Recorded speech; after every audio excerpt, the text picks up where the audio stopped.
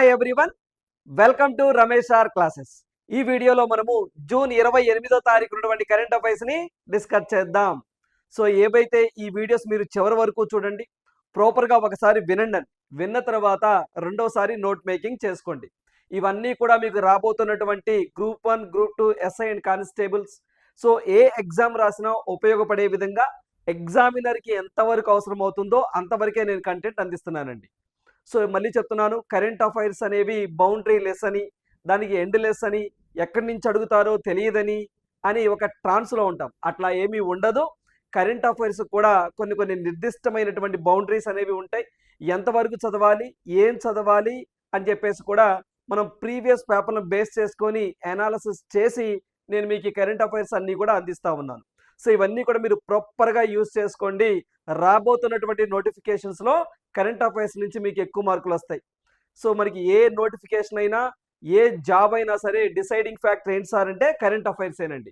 ఎందుకంటే మిగతా అందరూ కూడా సేమ్ టు సేమ్ అవే చదువుతారు.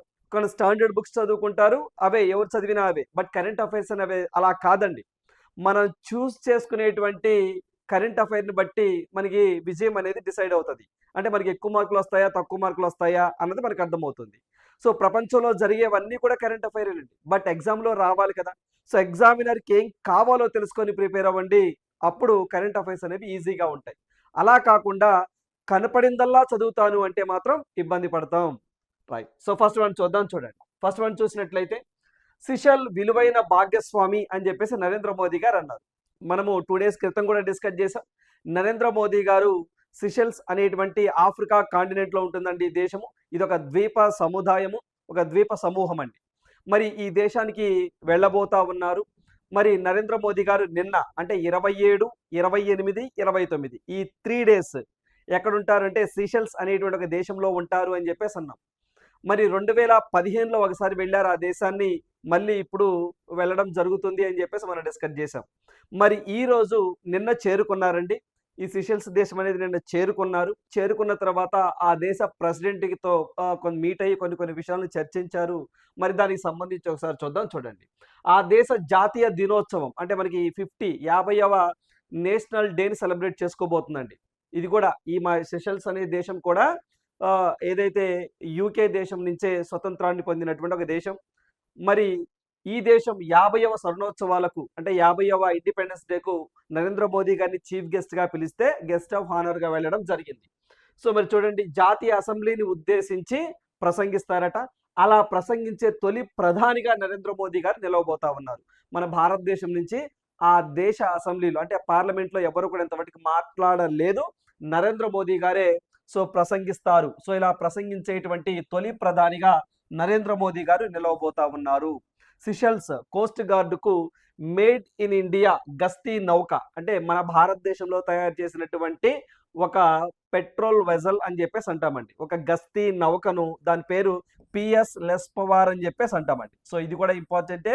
ఈ యొక్క లెస్పవార్ను నరేంద్ర మోదీ గారు సో ఆ దేశానికి అందించడం జరిగింది.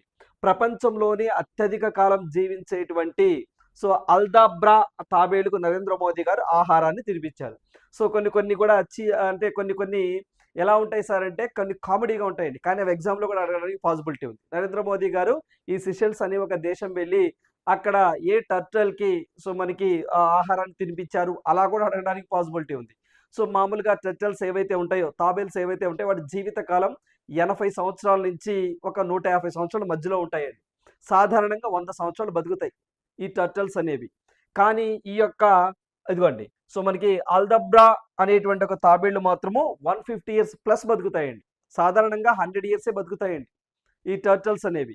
కానీ ఇది మాత్రం 150 సంవత్సరాలు కంటే ఎక్కువగానే బ్రతికిద్దట. సో మరి దానికి సంబంధించి అప్పట్లో నరేంద్ర మోదీ గారు ఫస్ట్ టైం 2015లో ఈ దేశం వెళ్ళినప్పుడు కూడా ఒక 2 తాబేళ్ళని ఇచ్చారంటండి. వాటిని కోల్కతాలో మ్యూజియం, అదే కోల్కతాకి సంబంధించినటువంటి ప్రదర్శనశాలలో, జంతు ప్రదర్శనశాలలో అక్కడ పెట్టారు. ఆ తర్వాత మళ్ళీ కొన్ని ఇచ్చారు, అవి హైదరాబాద్ ప్రదర్శనశాలలో ఉంచారు, అది వేరే విషయం. సరే, ఇప్పుడు మనం ఎగ్జామ్ పాయింట్ ఆఫ్ లో ఏ పాయింట్స్ తీసుకోవచ్చు సార్ అంటే చూడండి. సో మరి నరేంద్ర మోదీ గారు ఈ యొక్క 50వ స్వర్ణోత్సవాలకు అటెండ్ అయ్యారు. ఎన్నవ స్వర్ణోత్సవాలకు సంబంధించి 50వ స్వర్ణోత్సవాలకు ఎవరిని చీఫ్ గెస్ట్ గా పిలిచారని అడుగుతారు నరేంద్ర మోదీ గారిని.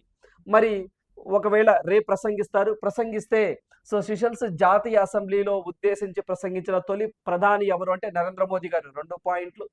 మరి అదే విధంగా ఈ యొక్క సెషల్ కోస్ట్ గార్డ్కి మనకి మేడ్ ఇన్ ఇండియాతో తయారు చేసినటువంటి అంటే మన పూర్తి స్వదేశీ పరిజ్ఞానంతో తయారు చేసినటువంటి ఒక నౌక. సో దాని పేరు ఏంటి సార్ అంటే పిఎస్. సో చూడండి ఇంగ్లీష్లో రాస్తున్నాను, పిఎస్ లెస్పవార్ అని చెప్పేసి అంటామండి. LESPWAR అని చెప్పేసి అంటామండి. లెస్పవార్ అనేటువంటి ఒక ఫాస్ట్ పెట్రోల్ వెజల్, ఒక గస్తీ నౌకను కూడా మనం వారికి ఇవ్వడం జరిగింది. అదే విధంగా సో ఏవైతే మనకి తాబేళ్ళు అని చెప్పేసి అంటామా, సో ఆ తాబేళ్ళ పేరు గుర్తుంచుకోండి. రైట్. మరి వీటితో పాటుగా చూడండి, మరి ఇక్కడ నరేంద్ర మోదీ గారు 27వ తారీఖు నుంచి అండి 27th నుంచి 29th వరకు కూడా 3 days పర్యటనలో ఆ దేశ పర్యటనలో ఉన్నారు. మరి ఆ దేశానికి సంబంధించినటువంటి ప్రెసిడెంట్ పేరేంటి సార్ అంటే ప్యాట్రిక్ హెర్మినీ అని చెప్పేసి అంటామండి. సేమ్ సార్ ఆయన పేరు వచ్చేసరికి ప్యాట్రిక్ అండి, ప్యాట్రిక్ హెర్మినీ అని చెప్పేసి అంటామండి. ప్యాట్రిక్ హెర్మినీ అని చెప్పేసి అంటాం వారి పేరు. మరి మన భారతదేశానికి సంబంధించి మేడ్ ఇన్ ఇండియాతో తయారు చేసినటువంటి ఫాస్ట్ పెట్రోల్ వెజల్ అని చెప్పేసి అంటామండి. వెజల్ అంటే ఒక గస్తీ నౌక అని చెప్పేసి అంటాము. దాని పేరు ఏంటి సార్ అంటే పిఎస్ లెస్పవార్ అని చెప్పేసి అంటామండి. లెస్పవార్ అని చెప్పేసి అంటాం. సో దీనితో పాటుగా ఈ యొక్క ఫాస్ట్ ఏదైతే మనకి పెట్రోల్ వెజల్తో పాటుగా మరికొన్ని అండి. సో ఏంటి సార్ అవి? సెకండ్ వన్ వచ్చేసరికి ఒక 6 అంబులెన్సెస్ అని చెప్పేసి అంటామండి. అంబులెన్సెస్ ని ప్రొవైడ్ చేయడం జరిగింది. సో దాంతో పాటుగా ఒక 30 సో యూటిలిటీ వెహికల్స్ అని చెప్పేసి అంటామండి. యూటిలిటీ వెహికల్స్ అని చెప్పేసి అంటామండి. వెహికల్స్ అని చెప్పేసి అంటాం, వాటిని ప్రొవైడ్ చేయడం జరిగింది. సో వాటితో పాటుగా ఒక 5 లేజర్ అండి, లేజర్ రాడికల్ బోట్స్ అని చెప్పేసి అంటామండి. రాడికల్ బోట్స్ అని చెప్పేసి అంటాము, వాటిని ప్రొవైడ్ చేయడం జరిగింది. సో చాలా ఇంపార్టెంట్.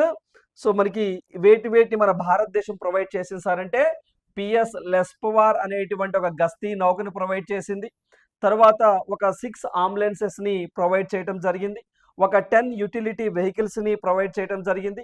ఒక 5 లేజర్ రాడికల్ బోట్స్ ని కూడా ప్రొవైడ్ చేయడం జరిగింది సిషెల్స్ అనే ఒక దేశానికి, మన భారతదేశము. ఇవి పాయింట్స్ ఎగ్జామ్ పాయింట్ ఆఫ్ వ్యూలో గుర్తుంచుకోవాలి. ఓకేనండి. సో ఈ 4 కూడా ఎగ్జామ్ పాయింట్ ఆఫ్ వ్యూలో గుర్తుంచుకోవాలి. మరి అదే విధంగా మరి ఈ దేశంతో ఎందుకు సఖ్యతగా ఉండాలి అంటే మనకి ఈ సిషెల్ ఏదైతే మనకి మహాసాగర్ అనేటువంటి ఒక ప్రోగ్రామ్ ఉంటుందండి. ఏంటండి ఒక ప్రోగ్రామ్ గురించి ఇక్కడ మనం డిస్కస్ చేయాలి. దాని పేరు మహాసాగర్ అని చెప్పేసి అంటామండి. ఏంటండి మహాసాగర్ అని చెప్పేసి అంటామండి. మహాసాగర్ అని చెప్పేసి అంటాం. మహాసాగర్ అని చెప్పేసి అంటామండి. మరి ఈ మహాసాగర్ ఏదైతే ఉందో ఈ మహాసాగర్కి సంబంధించి మనం ఒకసారి చూడండి. సో ఈ మహాసాగర్ అనేటువంటి ఒక ఇనిషియేటివ్, దీన్ని నరేంద్ర మోదీ గారు 2025లో అండి 2025 సో మనకి మార్చిలో మారిషస్ అనే ఒక దేశం వెళ్ళినప్పుడు దీని గురించి చెప్పారండి. ఏ దేశం అండి? మారిషస్ అని చెప్పేసి అంటామండి. మారిషస్ అని చెప్పేసి అంటాము. ఈ దేశం వెళ్ళి ఈ యొక్క మహాసాగర్ ఏదైతే ఉందో ఈ మహాసాగర్ అంటే ఏంటి సార్ చూడండి. సో ఇక్కడ మనకి ఈ యొక్క మహాసాగర్ అనేటువంటి ఒక ప్రోగ్రామ్ ని నరేంద్ర మోదీ గారు 2025 మార్చిలో మారిషస్ వెళ్ళినప్పుడు దీని యొక్క ప్రాముఖ్యతను తెలియజేయడం జరిగింది. మరి యొక్క మహాసాగర్ దీనికి ఫుల్ ఫామ్ ఏంటి సార్ మరి అంటే మనం ఒకసారి దీని యొక్క ఫుల్ ఫామ్ కూడా చూడండి. ఈ మహాసాగర్ కి సంబంధించినటువంటి ఫుల్ ఫామ్ కూడా exam point of important. So Mahasagar అంటే ఏంటి సార్ అంటే సో ఫుల్ ఫామ్ వచ్చేసరికి mutual and holistic advancement for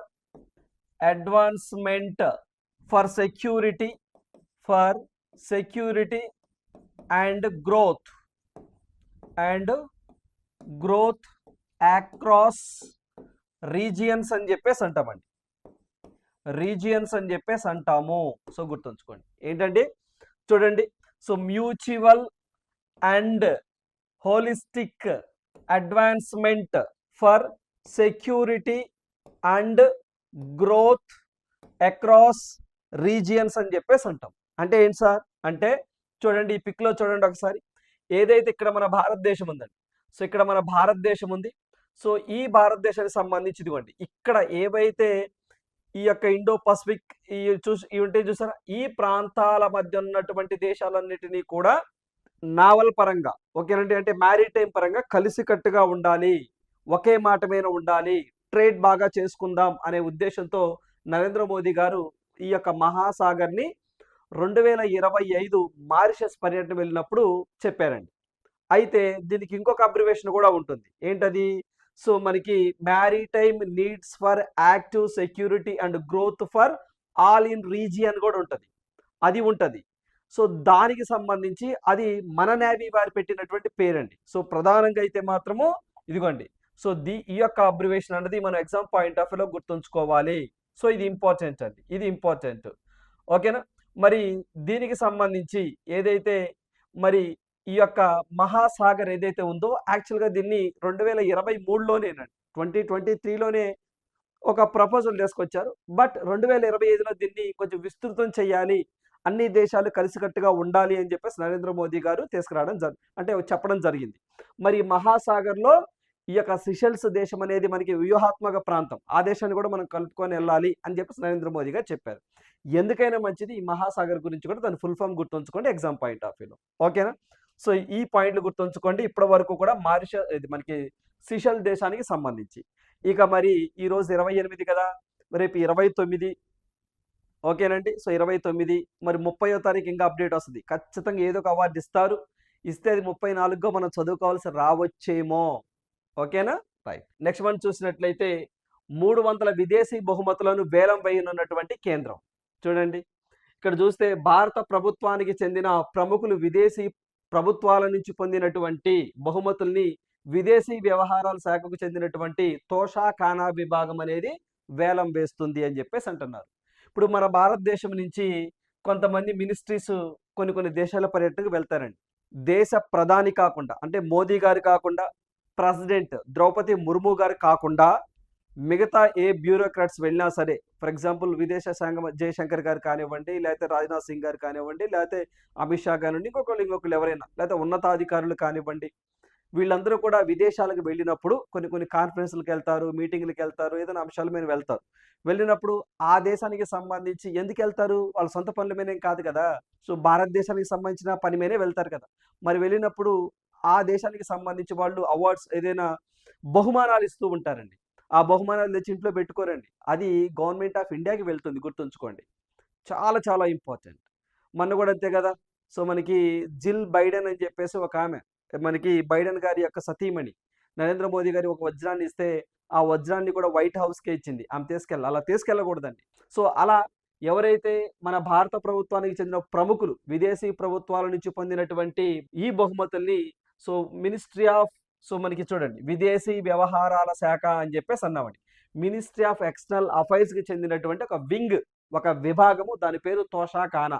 ఇదిగోండి ఇంగ్లీష్లో అయినా TOSHAKHANNA, తోషా ఖానా అని చెప్పేసి అంటాం. వారు వేలం వేస్తారండి, వారు వేలం వేస్తారు.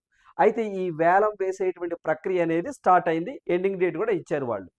మరి చూడండి ఇలాంటి ఏవైతే అవార్డ్స్, ఏవైతే మనకి బహుమానాలు ఉంటాయో ఆ బహుమానాలన్నింటినీ కూడా వారు ఈ తోషా ఖానా విభాగంలో స్టోర్ చేస్తారండి. అంటే ఆ విభాగంలో అక్కడ స్టోర్ చేస్తారు. సో వాడి యొక్క అప్లికేషన్ కూడా ఇదే, వాళ్ళ పోర్టల్ కూడా తోషా ఖానా అనే ఉంటుంది. Auction of the gifts received by the dignitaries అని చెప్పేసి అంటున్నారు. మరి ఇక్కడ చూద్దాం, దాదాపుగా 300 బహుమానాలండి. ఇలాంటి బహుమానాలు 300ని వేలం వేయబోతున్నారు. వేలం అంటే ఆక్షన్ వేయబోతున్నారు.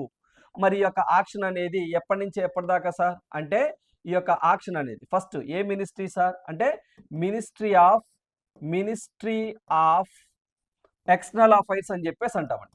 ఎక్స్టర్నల్ అఫైర్స్ అని చెప్పేసి అంటామండి. వీరు యొక్క ఏదే మనకి తోషా ఖానా విభాగాన్ని వాళ్ళ కిందే ఉంటుంది ఈ విభాగం. నెక్స్ట్ మరి వేలం అనేది ఎప్పటి నుంచి ఎప్పటిదాకా సార్ అంటే జూన్ 8వ తారీఖు కాడి నుంచి 30వ తారీఖు వరకు అండి. అంటే పేర్లు ముందు రిజిస్ట్రేషన్ చేసుకోవాలండి.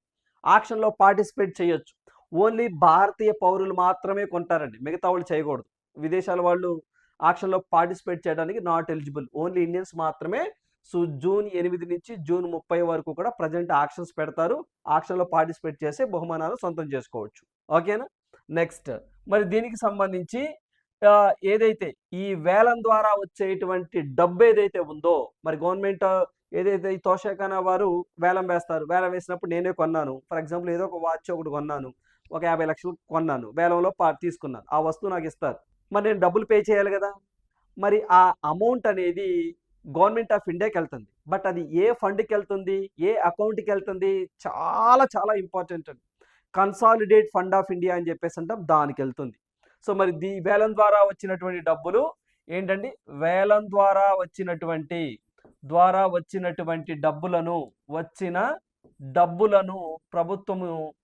డబ్బులను ప్రభుత్వము ఎక్కడికి పంపిస్తుందంటే ఆదాయాన్ని, అంటే ఇదిగోండి కన్సాలిడేటెడ్ ఫండ్ అని చెప్పేసి అంటామండి. కన్సాలిడేటెడ్ ఫండ్ అని చెప్పేసి అంటాము. ఫండ్ ఆఫ్ ఇండియా అని చెప్పేసి అంటామండి. ఆ యొక్క ఫండ్లో జమ అవుతాయి. గుర్తుంచుకోండి. జమ అవటం అంటే క్రెడిట్ అవటం అండి. జమ అవుతాయి అని చెప్పేసి గుర్తుంచుకోండి. ఓకేనండి. ఇది చాలా చాలా important. Consolidate fund of India అని చెప్పేసి అంటాం. దాంట్లో జమ అవుతాయి. ఓకేనా? రైట్. సో ఇది దేనికి సంబంధించిందండి? ఏదైతే మనకి భారత ప్రభుత్వానికి చెందినటువంటి ప్రముఖులు విదేశాలకు వెళ్తే. సార్ మరి ప్రెసిడెంట్ గారు వెళ్తే, మరి పీఎం గారు వెళ్తే ఏ పోర్టల్ ద్వారా యాక్షన్ విధిస్తారు, అంటే యాక్షన్ చేస్తారు, అవి వేరండి. సో అవి కూడా చూడండి. మరి గతంలో పీఎం గారి అంటే ప్రెసిడెంట్ అని చెప్పేసి అంటామండి. ప్రెసిడెంట్ ఆఫ్ ఇండియా మరి వీరు విదేశీ పర్యటన చేస్తే కొన్ని ఏవైతే బహుమానాలు వస్తాయో ఆ బహుమానాలను ఈ ఉపహార్ అనే ఒక పోర్టల్ ద్వారా, ఏంటంటే మీరు గతంలో కూడా నోట్స్ రాసుకున్నారు, ఈ ఉపహార్ అని చెప్పేసి అంటామండి. ఉపహార్ అని చెప్పేసి అంటాము. ఉపహార్ పోర్టల్ అని చెప్పేసి అంటామండి. ఈ పోర్టల్ ద్వారా ఆక్షన్ అంటే వేలం వేస్తారు. మరి పిఎం అయితే నరేంద్ర మోదీ గారికి వచ్చినటువంటి బహుమానాలు అయితే మాత్రము, సో మరి దానికి ఏ పోర్టల్ ఉంది సార్ అంటే దానికి ఒక పోర్టల్ ఉందండి. పిఎం మెమెంటోస్ అని చెప్పేసి అంటాం. MEMENTOS మెమెంటోస్, పిఎం మెమెంటోస్ అనేటువంటి ఒక పోర్టల్ అనేది ఉంటుంది. సో గుర్తుంచుకోండి. సో గతంలో నరేంద్ర మోదీ గారికి వచ్చినటువంటి ఏదైతే ఈ యొక్క బహుమతులు ఉన్నాయో వాటిని వేలం వేసినప్పుడు నమామి గంగే ప్రాజెక్ట్కి వారు డొనేట్ చేయడం జరిగింది, ఆ డబ్బులన్నీ కూడా. సరే, సో ఇక్కడ పాయింట్ ఏంటంటే పిఎం గారికి వచ్చిన బహుమానాలన్నింటినీ కూడా వేలం వేయడానికి పిఎం మెమెంటోస్ అనే పోర్టల్ ఉంటుంది. ప్రెసిడెంట్ గారికి వచ్చినటువంటి బహుమానాలన్నింటినీ కూడా వేలం వేయడానికి, వేలం అంటే ఆక్షన్ ఇంగ్లీష్లో, దానికి ఈ ఉపహార్ అనే ఒక పోర్టల్ ఉంది. సో వీరు కాకుండా ఇంకా మిగతా ఎవరైతే మన భారత ప్రభుత్వం సంబంధించిన అధికారులు ఉంటారో వారు చేపట్టినటువంటి ఈ యొక్క పర్యటనలో వచ్చేటువంటి బహుమానాలు ఏవైతే ఉంటాయో వాటిని వేలం వేయటానికి తోషాఖానా అనేటువంటి ఒక విభాగం, ఓకేనండి. సో ఒక వింగ్ అనేది ఉంటుంది, ఒక అప్లికేషన్ అనేది ఉంటుందని చెప్పేసి గుర్తుంచుకోండి, ఎగ్జామ్లో అడుగుతారు. ఓకేనా? సో బహుమానాలు ఎన్ని అడగలండి, 300+ ఉన్నాయి, బట్ అవి అడగరు, వాటి వాల్యూ అడగరు. బట్ ఈ పోర్టల్ లేకపోతే ఆ వింగ్ అనేది important. Okay, right. So next మనం చూడండి. అమెరికా చేరుకున్న భారత తెరచాప నౌక అని చెప్పేసి అంటున్నారండి. చూడండి, సో మనకి తెరచాపతో నడిచేటువంటి, ఓకేనా, తెరచాపతో ఇప్పుడన్నీ కదా, ఇప్పుడేమున్నాయి, ఒకప్పుడు టెక్నాలజీ వెళ్ళినప్పుడు అన్నీ కూడా తెరచాపతో నడిచేవే. మీరు శాతవాహనంలో ఫస్ట్ తెరచాపతో మనకి నడిచేటువంటి నాణ్యాలను ఎక్కడ కనుగొన్నారు, ఇలాంటివన్నీ చదువుతూ ఉంటారు కదా. చూడండి, తెరచాపతో నడిచేటువంటి భారత నౌకాదళ శిక్షణ నౌక, దాని పేరు ఏంటి సార్ అంటే INS సుదర్శిని అని చెప్పేసి అంటామండి. ఇది అంతర్జాతీయ సముద్రయానంలో భాగంగా అమెరికా చేరింది. అమెరికా 250 స్వతంత్ర దినోత్సవ వేడుకల్లో ఈ నౌక పాల్గొంటుందని అధికారిక వర్గాలు వెల్లడించడం జరిగింది. సో మీ అందరికీ తెలిసిందే, అమెరికాకి సంబంధించి 250 స్వతంత్ర దినోత్సవ వేడుకలు ఎప్పుడండి? ఈ వేడుకలు అనేవి జూలై 4వ తారీఖున సో ఇది సెలబ్రేట్ చేయబోతా ఉన్నారు. మరి ఈ 4వ తారీఖుకు సంబంధించి మనం ఒకసారి చూసినట్లయితే మరి వారు కొన్ని ముందస్తు కార్యక్రమాలు కొన్ని చేస్తూ ఉంటారండి.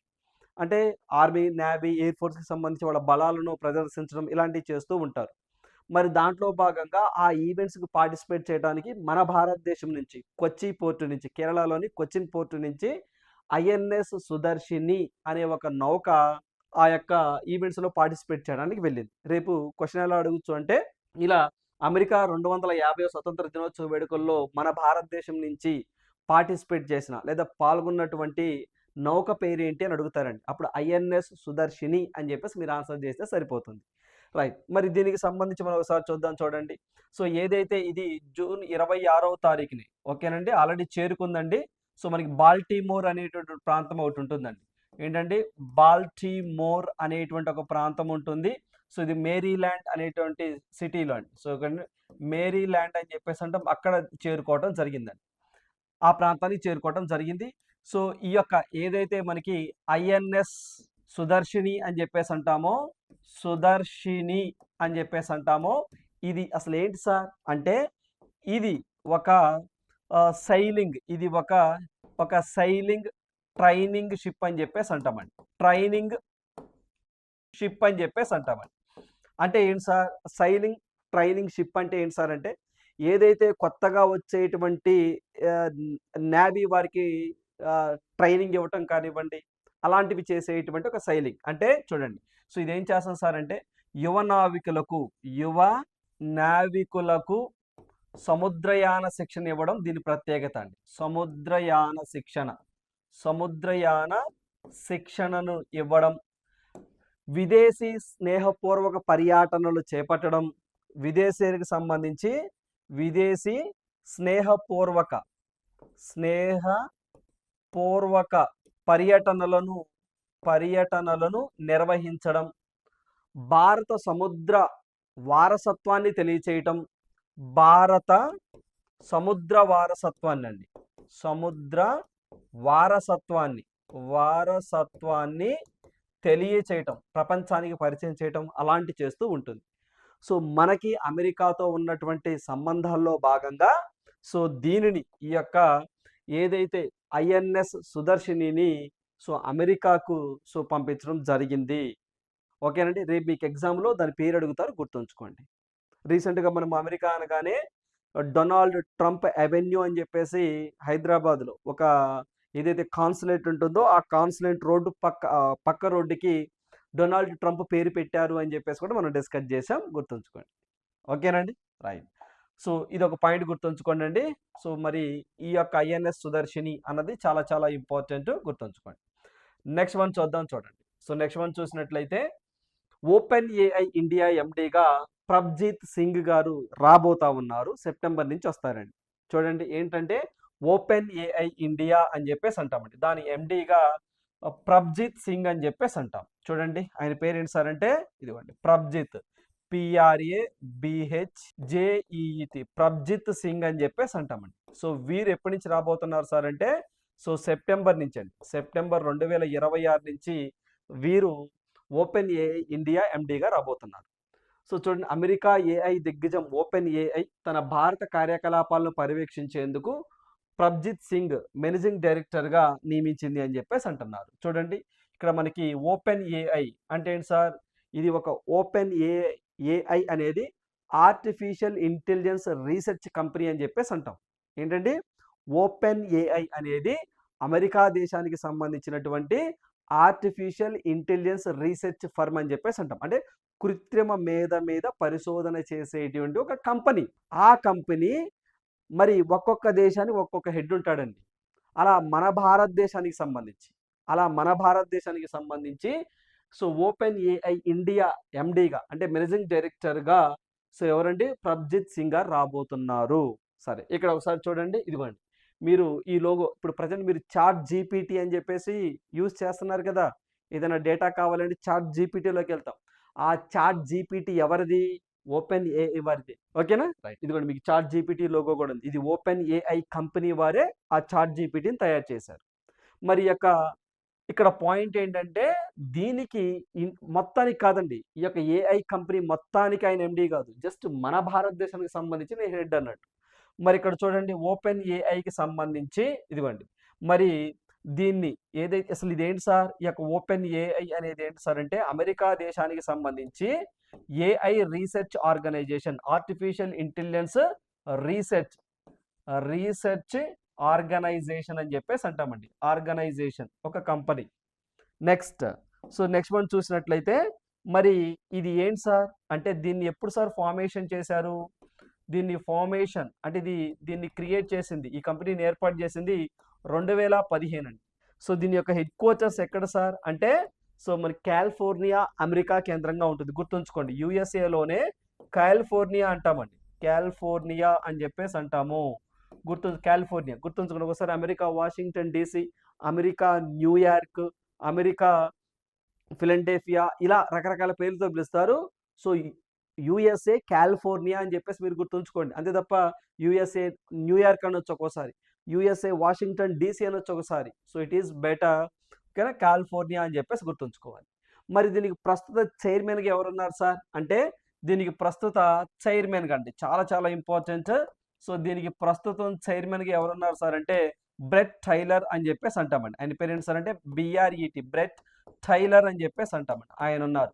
మరి దీని ప్రస్తుత సిఈఓగా ఇదిగోండి, ఈయనే సిఈఓ, ఈయనే ప్రస్తుత సిఈఓ. ఆయన పేరు చాలా చాలా ఇంపార్టెంట్, శామ్ అల్ట్మన్ అని చెప్పేసి అంటామండి. ఆయన పేరు ఏంటి సార్ అంటే ఎస్ఏఎం, శామ్ అల్ట్మన్ అని చెప్పేసి అంటాం, ALTMAN, అల్ట్మన్ అని చెప్పేసి అంటాం. ఇవి చాలా చాలా ఇంపార్టెంట్ అండి, మళ్ళీ చెప్తున్నాను. సో ఇవి ఎప్పటికీ మారవండి, అంటే ఒకవేళ వ్యక్తులు మారితే మారతారేమే తప్ప. సో ఓపెన్ ఏఐ అనేది ఏంటి, అమెరికా దేశానికి సంబంధించినటువంటి artificial intelligence research organization. So దీన్ని 2015లో ఏర్పాటు చేశారు. Headquarters which is located in America, California, California, California. మరి దీనికి ప్రస్తుత చైర్మన్గా ఎవరున్నారంటే బ్రెట్ టైలర్. సో దీనికి ప్రస్తుత సిఈఓగా, అంటే ప్రపంచవ్యాప్తంగా అసలు మొత్తం ఏ హెడ్ అండి. సో ఒక్కొక్క దేశానికి మళ్ళీ ఒక్కొక్కళ్ళు ఉంటారు, అలా భారతదేశానికి సంబంధించి ఆయన వచ్చారు. సో ఇలా ప్రస్తుత సిఇఓ ఎవరు సార్ అంటే శామ్ అల్ట్మన్ అని చెప్పేసి అంటాము. మన భారతదేశానికి మేనేజింగ్ డైరెక్టర్ ఎవరు సార్ అంటే ప్రభజిత్ సింగ్ అని చెప్పేసి అంటాం. ఇవి గుర్తుంచుకోండి సరిపోతుంది, ఓకేనా. సో విషయం ఏంటంటే ఇదిగోండి, సో ఈ యొక్క ఓపెన్ ఏఐలో మైక్రోసాఫ్ట్ వాళ్ళ పెట్టుబడి కూడా ఉందండి. మైక్రోసాఫ్ట్ వాళ్ళ పెట్టుబడి కూడా, మైక్రోసాఫ్ట్ మీరు పేరేమంటారు సత్య నాదెళ్ళ, ఈ యొక్క మైక్రోసాఫ్ట్ చూసారా, ఆ మైక్రోసాఫ్ట్ వాళ్ళ పెట్టుబడి ఇన్వెస్ట్మెంట్ 27% ఉంది. ఓపెన్ ఏఐ అని చెప్పేసి, ఓపెన్ ఏఐ ఫౌండేషన్ అని చెప్పేసి ఈ కంపెనీ, సో మనకి ఎంత ఉంది సార్ అంటే వాళ్ళు 26% ఉంది. ఇక రిమైనింగ్ ఇన్వెస్టర్స్, దాంట్లో పనిచేసే ఎంప్లాయీస్ వాళ్ళందరూ కూడా రిమైనింగ్ ఇన్వెస్ట్మెంట్స్ దాంట్లో ఉంది. ఓకే, ఎందుకని మంచిది, ఓపెన్ ఏఐలో మైక్రోసాఫ్ట్ యొక్క వాటా ఎంత అని అడుగుతారు, 27% మైక్రోసాఫ్ట్దే, గుర్తుంచుకోండి. ఓకే, మరి రీసెంట్గా మనం డిస్కస్ చేసాం ఏంటి సార్ వాట్సాప్ అని చెప్పేసి అన్నామండి. మరి వాట్సాప్కి రీసెంట్గా సీఈఓగా ఎవరు వచ్చారు అని చెప్పేసి మనం మాట్లాడుకున్నాం, కునాల్ షా అని చెప్పేసి ఒక వ్యక్తి రావడం జరిగిందని చెప్పేసి మాట్లాడుకున్నాం కదా. ఆయన క్రెడ్ అనే ఒక యాప్ని 2018లో తీసుకొచ్చారు అని చెప్పేసి కూడా డిస్కస్ చేసాం, గుర్తుంచుకోండి. ఇలాంటివండి టెక్ కంపెనీస్కి సంబంధించి సీఈఓలు వాళ్ళ పేర్లు ఇచ్చి ఇటు ఆ కంపెనీస్ ఇచ్చి మ్యాచ్ ద ఫాలోయింగ్ అంటారు. మరి ఇక్కడ చూస్తే వాట్సాప్కి సంబంధించి కునాల్ షా అని చెప్పేసి మాట్లాడుకున్నాం.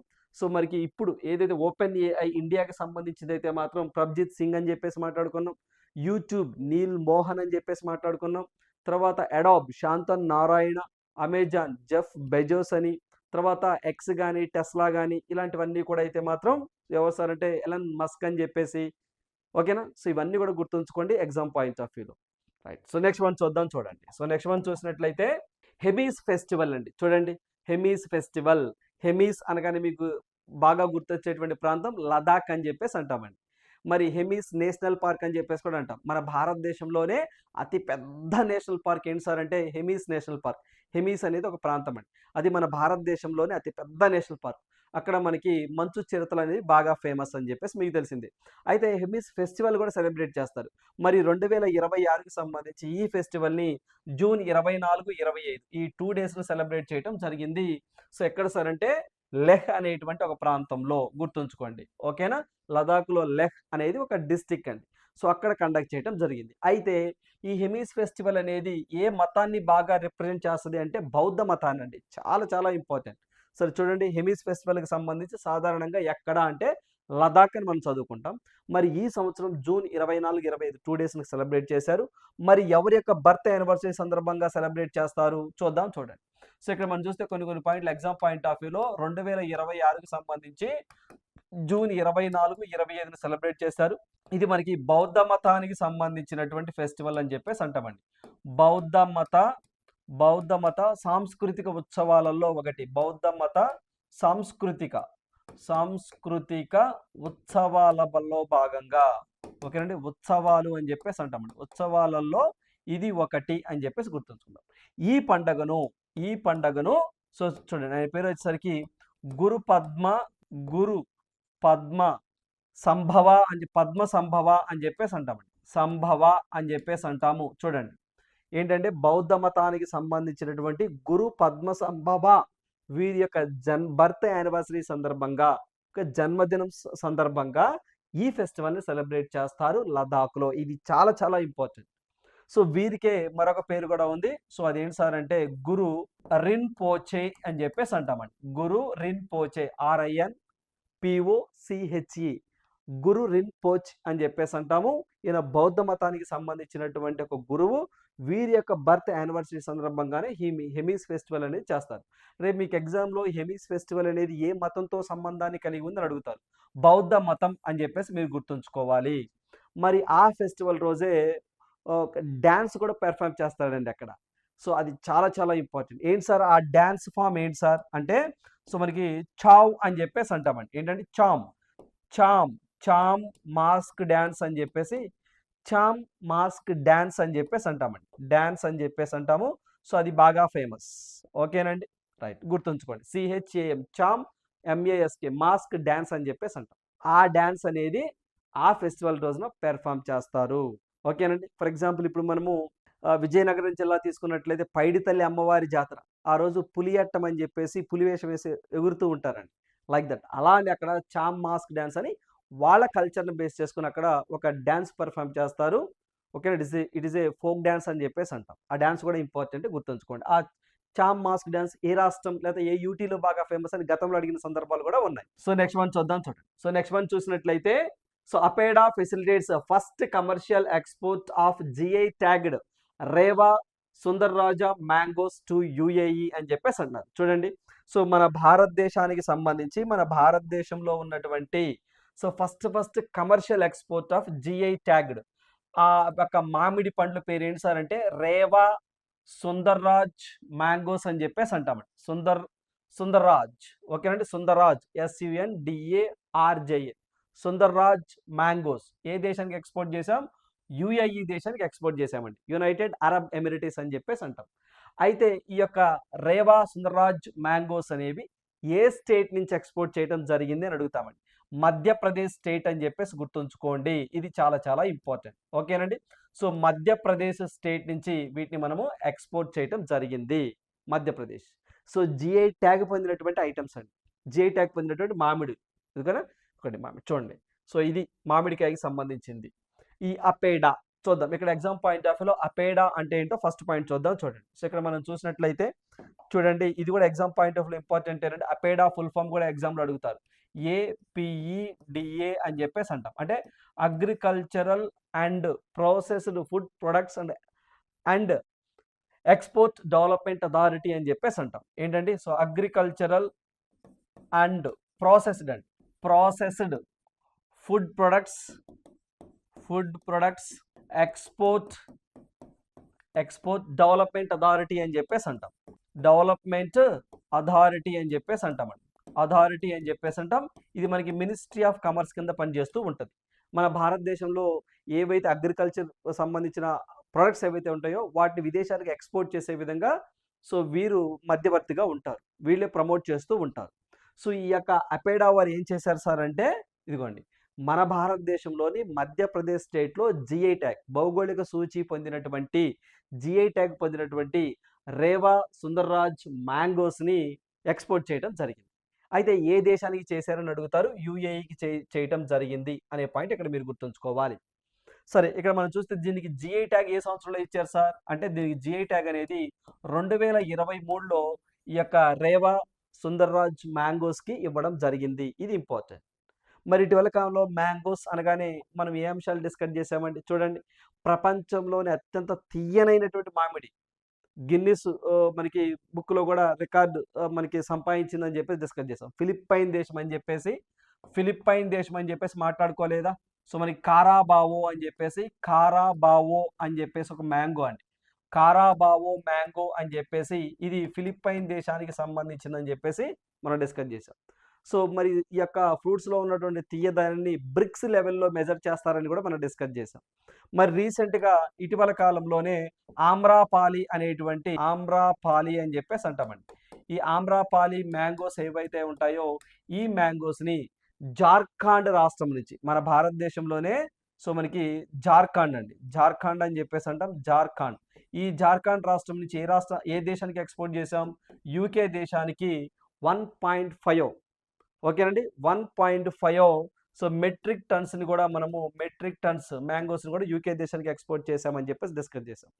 అదేవిధంగా ఇటీవల కాలంలో మనము అస్సాం రాష్ట్రం నుంచి ఏంటి సార్ అంటే లెచ్చి అనేటువంటి ఒక ఫ్రూట్స్ అండి, ఏంటండి, సో లిచ్చి అనేటువంటి ఒక ఫ్రూట్స్, ఈ యొక్క ఫ్రూట్ని ఏ దేశానికి ఎక్స్పోర్ట్ చేసాం సార్ అంటే దుబాయ్ అని చెప్పేసి అన్నామండి. దుబాయ్ అంటే యుఏఈ అండి, యునైటెడ్ అరబ్ ఎమిరేట్స్.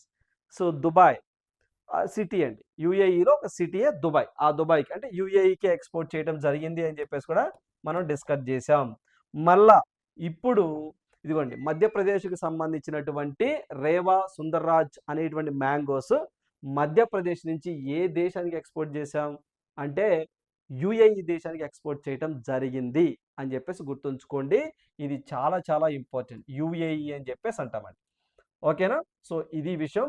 సో ఈ పాయింట్లు గుర్తుంచుకోండి, ఎగ్జామ్ పాయింట్ ఆఫ్ వ్యూలో మీకు ఖచ్చితంగా ఇవన్నీ కూడా రాబోతున్న రోజుల్లో. సో మనకి లిచ్చి ఫ్రూట్స్ కానివ్వండి, అమ్రాపాలి కానివ్వండి, కారాబావో కానివ్వండి, ఓకేనా, సో మనకి కారాబావో కానివ్వండి, తర్వాత వచ్చేసరికి ఇదిగోండి సో ఈ యొక్క సుందర్రాజ్ మ్యాంగోస్ కానివ్వండి, దీనికి జిఐ ట్యాగ్ 2023లో ఇచ్చారు. మధ్యప్రదేశ్ అనగానే జిఐ ట్యాగ్ పొందినటువంటి ఐటమ్స్ కొన్ని మనం డిస్కస్ చేసామండి. సో అన్నీ చదువుకోవాల్సిన అవసరం లేదు, కొన్ని మాత్రమే చదువుకోండి అని కూడా చెప్పాను. మధ్యప్రదేశ్కి సంబంధించి రీసెంట్గా మనకి కురాసాని ఇమ్లీ అని చెప్పేసి ఒక పుల్లగా ఒగరగా అలా ఉండి చింతపండు ఆ ఏదైతే టేస్ట్ ఉంటుందో ఆ టేస్ట్లో ఒక పండు అండి. సో మనకి కురాసాని ఇమ్లీ ఒకటి చదువుకోండి సరిపోద్దని చెప్పేసి చెప్పానండి. సో అది మధ్యప్రదేశ్కి సంబంధించి. అదేవిధంగా ఇందోర్ మాల్వీ బంగాళాదుంప కానివ్వండి, బాలం దోసకాయ కానివ్వండి, తర్వాత వచ్చేసరికి మాల్వీ గరాటు ఒక రకమైన దుంప అండి. సో వీటికి కూడా జిఐ ట్యాగ్ రావడం జరిగిందండి రీసెంట్గా. సో ఇవి కూడా గుర్తుంచుకోండి ఎగ్జామ్ పాయింట్ ఆఫ్ వ్యూలో. ఓకేనా? సో ఇవి రీసెంట్గా మధ్యప్రదేశ్ నుంచి 2026 ఈ సంవత్సరం జిఐ ట్యాగ్ పొందినటువంటి సో ఐటమ్స్ అని చెప్పేసి కూడా మనం మాట్లాడుకున్నాం. మరి దీనికి జిఐ ట్యాగ్ ఈ మామిడికి ఎప్పుడు వచ్చిందండి? ఈ మామిడికి జిఐ ట్యాగ్ ఈ సంవత్సరం కాదండి, 2023లో వచ్చింది. బట్ ఎక్స్పోర్ట్ జరిగింది మాత్రం యుఏఈ. ఓకే రైట్, ఈ పాయింట్లు గుర్తుంచుకోండి మధ్యప్రదేశ్ అనగానే. రైట్, సో నెక్స్ట్ వన్ చూద్దాం, చూడండి. సో నెక్స్ట్ వన్ చూసినట్లయితే నౌకల పునర్వినియోగంలో మన దేశానికి అగ్రస్థానం అని చెప్పేసి అంటున్నారండి. చూడండి ఒకసారి, ప్రపంచవ్యాప్తంగా నౌకల పునర్వినియోగం అంటే షిప్ రీసైక్లింగ్ అని చెప్పేసి అంటామండి. అంటే ఏవైతే కొన్ని షిప్స్ పాత పడిపోయిన తర్వాత మళ్ళీ వాటి ఇచ్చేస్తాము కదా, ఏం చేస్తాము అంటే పునర్వినియోగిస్తాం కదా, అలా పునర్వినియోగించడంలో ఫస్ట్ భారతదేశమే ఉంది అని చెప్పేసి అంటున్నారు. అయితే ఈ రిపోర్ట్ ఈ యొక్క డేటాని ఎవరు చెప్పారు అన్నది ఇంపార్టెంట్ అండి. సో ఇక్కడ చూస్తే ప్రపంచవ్యాప్తంగా నౌకల పునర్వినియోగము అంటే షిప్ రీసైక్లింగ్ అని చెప్పేసి అంటాం, మన దేశం అనేది అగ్రగామిగా ఉన్నదట. ఈ రంగంలో భారత వాటా అనేది 2024లో 30.1% కాగా 2025 నాటికి 35.4% చేరిందని United Nations Conference on Trade and Development. So ఇక్కడ దీన్ని మనం ఏమంటాం సార్ అంటే United Nations Conference Trade and Development, UNCTAD అని చెప్పేసి అంటామండి. వీళ్ళు ఈ రిపోర్ట్ ఇచ్చారు. యాక్చువల్గా దీని ఫుల్ ఫామ్ కూడా ఎగ్జామ్లో అడుగుతారండి, United Nations Conference on Trade and Development. So మరి దీన్ని ఎవరు సార్ ఏర్పాటు చేశారు? యునైటెడ్ నేషన్ జనరల్ అసెంబ్లీ అని చెప్పేసి మీకు తెలిసిందేనండి, యుఎన్జిఏ. యుఎన్ఓలో మొత్తం 6 ఆర్గాన్స్ ఉంటాయి. ఆ 6 ఆర్గాన్స్లో ఒక ఆర్గాన్ ఏంటి సార్ అంటే UNGA, United nation general assembly అని చెప్పేసి అంటామండి. ఈ జనరల్ అసెంబ్లీ వారు 1964వ సంవత్సరంలో దీన్ని ఏర్పాటు చేశారు. దీని హెడ్ క్వార్టర్ ఎక్కడ సార్? స్విట్జర్లాండ్ జెనీవాలో ఉంటుందండి. సో దీని హెడ్ క్వార్టర్స్ ఎక్కడ సార్ అంటే స్విట్జర్లాండ్ అని చెప్పేసి అంటామండి. స్విట్జర్లాండ్ జెనీవా అని చెప్పేసి అంటాము, అక్కడ దీని హెడ్ క్వార్టర్ అనేది ఉంటుంది. అయితే వీళ్ళు ఏం చెప్పారు, ఏదైతే మనకి షిప్ రీసైక్లింగ్ అని అంటే ఏవైతే కొన్ని పాడైనటువంటి ఓకేనా, సో లేకపోతే కొన్ని షిప్స్ని ఏం చేస్తారంటే మళ్ళీ పునర్వినియోగిస్తారండి, మళ్ళీ దానికి మోడిఫికేషన్ చేసి. ఎందుకంటే ఆ షిప్స్ రవాణా ఏదైతే మనకి నౌకాయానం ద్వారా అండి, ఓకేనండి. సో మనకి ఏదైనా ఒక గూడ్ని చాలా తక్కువ ఖర్చుతో చాలా త్వరగా ఒక ప్రదేశం నుంచి ఇంకో ప్రదేశానికి తీసుకెళ్లాలంటే త్రూ వాటర్ ద్వారానే. ఇప్పుడు మనకి ఎయిర్ ద్వారా అయితే చాలా ఖర్చు అవుద్దండి, ట్రాన్స్పోర్టేషన్ రోడ్డు ద్వారా అయినా బాగా ఖర్చు అవుతుంది, ఎందుకంటే టైం ఎక్కువ పట్టిద్ది, ఖర్చు ఎక్కువ అవుతుంది. చాలా తక్కువ ఖర్చుతో త్వరగా వేరే దేశానికి పంపించాలంటే త్రూ వాటర్ ద్వారానే. మరి వాళ్ళ కాబట్టి షిప్స్ కావాలి. మరి అలాంటి వాటిని ఏదైతే ఇవి చాలా షిప్స్ ఉంటాయండి, చాలా ఎప్పటి నుంచో యూజ్ చేస్తున్నాయి. వాటిని మళ్ళీ ఏం చేస్తాము, రీసైక్లింగ్ చేసి మళ్ళీ కొత్త వాటిని క్రియేట్ చేస్తాం. అలా చేస్తున్న దేశాల్లో భారతదేశం మొదటి స్థానంలో ఉందని చెప్పేసి యునైటెడ్ వాళ్ళు చెప్పారు. సార్ అసలు యునైటెడ్ ఏం చేస్తారు సార్? ఏదైతే అభివృద్ధి చెందుతున్న దేశాలలో ట్రేడ్ ఎలా జరుగుతుంది, ఓకేనా, షిప్పింగ్ ఎలా జరుగుతుంది, ట్రాన్స్పోర్టేషన్ ఎలా జరుగుతుంది అని చెప్పేసి ఎప్పటికప్పుడు రిపోర్ట్లు ఇస్తూ ఉంటుందండి. ఓకేనండి, రైట్. సో మరి ఇక్కడ భారతదేశం చూడండి 2024లో సో మనకి ఎంత అండి, ఇక్కడ చూడండి ఒకసారి, ఇక్కడ మీరు ఒక కంపారిజన్ చేస్తాను. 2024లో 2024లో సో మనకి 30.1% రీసైక్లింగ్ ఉందండి. అది 2025కి వచ్చేసరికి ఎంత అయింది, 35.4% అయింది. ఒకవేళ మనం ఇక్కడ టన్స్లో చెప్పాలి అంటే మనకి 2024లో 2024లో 1.86 మిలియన్ గ్రాస్ టన్స్ అని చెప్పేసి అంటామండి. గ్రాస్ టన్స్ అని చెప్పేసి అంటాం. సో అంత ఉపయోగించామండి. ఓకే, మిలియన్ గ్రాస్ టన్స్ని అంతా మనం రీసైక్లింగ్ ఉపయోగిస్తే అది 2025కి వచ్చేసరికి 2025కి వచ్చేసరికి 2.99 మిలియన్ గ్రాస్ టన్స్గా మనం అంతా రీసైక్లింగ్ చేసుకున్నాం. సో ఇది మిలియన్ టన్స్లో అయితే, పర్సంటేజ్లో అయితే మాత్రము ఇదిగోండి ఈ పాయింట్లు మనం గుర్తుంచుకోవాలి ఎగ్జామ్ పాయింట్ ఆఫ్ వ్యూలో. ఓకేనా, స్ట్రైట్. సార్ మరి రీసైక్లింగ్ ఈ పునర్వినియోగంలో భారతదేశం ఫస్ట్ ఉంది కదా సార్, మరి మిగతా సెకండ్ ప్లేస్ ఏముంది సార్? సెకండ్ ప్లేస్ బంగ్లాదేశ్ ఉందండి. ఫస్ట్ ఇండియా ఉన్నది, తర్వాత బంగ్లాదేశ్ ఉందండి. మరి బంగ్లాదేశ్ సో వాళ్ళెంత కాంట్రిబ్యూషన్ సార్ అంటే దాదాపుగా సో బంగ్లాదేశ్ అండి. సో ఇక్కడ మనం చూస్తే బంగ్లాదేశ్ వచ్చేసరికి మనం ఎంత అండి, సో మనకి 35 కదా, బంగ్లాదేశ్ వచ్చేసరికి 30% అండి కాంట్రిబ్యూషన్, అంటే అంత పర్సంటేజ్ వాళ్ళు రీసైక్లింగ్ చేసుకుంటున్నారు. తర్వాత థర్డ్ ప్లేస్లో పాకిస్తాన్ ఉందండి. థర్డ్ ప్లేస్లో పాకిస్తాన్ ఉన్నది. ఓకేనండి, సో అప్రాక్సిమేట్గా 10 to 15 అని చెప్పేసి అన్నారు. So it is better. First India ఎంతో గుర్తుంచుకోండి, 35.4 అండి, ఇది గుర్తుంచుకోండి. Second Bangladesh, third Pakistan. ఓకేనండి, ఈ షిప్స్ని రీసైక్లింగ్ చేసేటువంటి అంటే నౌకల పునర్వినియోగం, మళ్ళీ వాటిని వినియోగించడం. ఓకేనా, సో ఇదండి విషయం. ఏంటి world's top ship recycling nation ఏంటి సార్ అంటే ఇండియానే. నెక్స్ట్ వన్ చూద్దాం, చూడండి. సో నెక్స్ట్ వన్ చూసినట్లయితే జపాన్లో జంట తుఫాన్లు వచ్చినాయి ఏంటండి. చూడండి, ఈ యొక్క ఎర్త్ క్విక్స్ అని చెప్పేసి అంటాము. ఇవి జపాన్లో చూడండి. సో మనకి ఒక తుఫాన్ పేరు ఏంటి సార్ అంటే సో మెకాలా తుఫాన్ అని చెప్పేసి అంటాము. ఏంటండి, మెకాలా తుఫాన్ అని చెప్పేసి జపాన్ దక్షిణ భాగం చివరిలో అమామి ద్వీపం తీరం దాటి టోక్యో వైపుకు దూసుకొస్తుంది. ఓకేనండి, ఇదొకటి రాబోతుంది. ఇంకోటి వచ్చేసరికి హిగో తుఫాన్ అని చెప్పేసి అంటామండి. హిగో తుఫాన్. ఓకేనండి, సో ఇది కూడా ఈ దశగానే ప్రయాణిస్తున్నట్టు జపాన్ వాతావరణ అధికారులు తెలిపారు. ఇవన్నీ రాబోతున్నాయండి, దాని ప్రభావానికి గురవుతున్నాయి. మరి చూద్దాం ఏంటండి.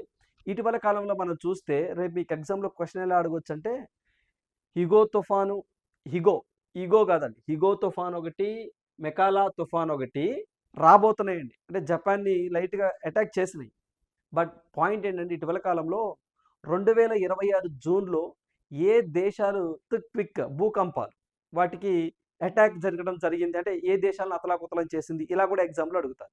సో ఇక్కడ చూసినట్లయితే తుఫాన్ అండి, ఈ తుఫాన్లు గుర్తుంచుకోండి. ఈ తుఫాన్లు ఇదిగోండి, మెకాలా తుఫాన్ ఒకటి, హిగో తుఫాన్ మేబీ ఇంకా మనం రాబోయే రోజుల్లో చదువుకుంటాం. పూర్తి స్థాయిలో జపాన్ని అటాక్ చేయలేదు, చేస్తాయి నాకు తెలిసి 2-3 రోజుల్లో మళ్ళీ మనం చదువుకోవాల్సి వచ్చింది. ఓకేనా, ప్రస్తుతానికి అయితే హిగో తుఫాను, మైకలా తుఫాను ఇవి జపాన్ మీద ప్రభావాన్ని చూపించబోతున్నాయి అని చెప్పేసి గుర్తుంచుకోండి. ఓకేనా, రైట్. సో ఇటీవల కాలంలో మనం ఇవి తుఫాన్లు అండి. ఇటీవల కాలంలో ఎర్త్ క్విక్స్ అంటే భూకంపాలు అంటామా. నిన్న ఆఫ్ఘనిస్తాన్లో కూడా భూకంపం వచ్చిందండి. ఆఫ్ఘనిస్తాన్లో కూడా భూకంపం వచ్చింది, గుర్తుంచుకోండి. కొంచెం ఇబ్బంది పెట్టే పరిస్థితి ఉంది అక్కడ. సో అందువల్ల మీకు రేపు ఎగ్జామ్లో క్వశ్చన్ చూడండి, 2026 జూన్లో ఏ 2 దేశాలను ఎర్త్ క్విక్స్ భూకంపాలు ఇబ్బంది పెట్టాయి, భూకంపాలు రావడం జరిగిందంటే 2 దేశాలు. ఒకటి వెనిజువేలా దేశం, మరొకటి వచ్చేసరికి ఆఫ్ఘనిస్తాన్. నిన్న ఆఫ్ఘనిస్తాన్లో కూడా భూకంపం వచ్చిందండి. సో రెక్టార్ స్కేల్పై దగ్గరగా ఆఫ్ఘనిస్తాన్లో సో 6.2 అండి రెక్టార్ స్కేల్ మీద నమోదైంది. అప్పుడు మన వెనిజువేలా వచ్చింది చూసారా, మనకి వెనిజువేలా అని చెప్పేసి అంటాం. అక్కడ 7.2 నుంచి 7.6 అండి ఏదైతే రెక్టార్ స్కేల్పై నమోదైంది. సో అందువల్ల ఈ 2 దేశాలు అనేవి ఎర్త్ క్విక్ భూకంపానికి అటాక్ అయ్యింది. ఓకేనా, ఆ భూకంపం రావడం జరిగింది. సో ఇక్కడ వచ్చేసరికి ఏంటి, తుఫాన్ అండి, జపాన్ దేశం. మేబీ అమెరికా కూడా ఓకేనండి, అమెరికాకి సంబంధించి కూడా కొన్ని రాష్ట్రాల్లో కూడా తుఫాన్లు వచ్చే ప్రమాదం ఉందని చెప్పేసి అన్నారు. చూద్దాం. నాకు తెలిసి ఈ వర్షాకాలం సీజన్ స్టార్ట్ అయింది కదా! తుఫాన్ల గురించి ఒక బిట్టు. ఆ పేరు ఎవరు పెట్టారు ఏంటి? ఇవి ఇంకా పూర్తి స్థాయిలో రాలేదులెండి. వస్తే మనం డిస్కస్ చేద్దాం. ఓకేనా? సో నెక్స్ట్ వన్ చూసినట్లయితే క్వెషన్ ఫర్ యూ. ఈ ప్రశ్న మీకోసమే. హైదరాబాద్ రాష్ట్రంలో తొలిసారిగా ఎన్నికలు ఎప్పుడు జరిగాయి అని చెప్పేసి అంటున్నారండి. ఏంటంటే హైదరాబాద్ రాష్ట్రంలో తొలిసారిగా ఎన్నికలు ఎప్పుడు జరిగాయి అని అడుగుతారు రీజనల్ అంశాల్లో భాగంగా. సో ఇది మనకి 1952 ఫిబ్రవరిలో జరిగాయి అని చెప్పేసి గుర్తుంచుకోండి. ఓకేనా? రైట్. సో ఇవి మై డియర్ ఆస్పిరెంట్స్ ఈ రోజు ఉన్నటువంటి ఇంపార్టెంట్ కరెంట్ అఫైర్స్. రేపటి కరెంట్ అఫైర్స్లో మళ్ళీ మీట్ అవుదాం. Thank you. All the best.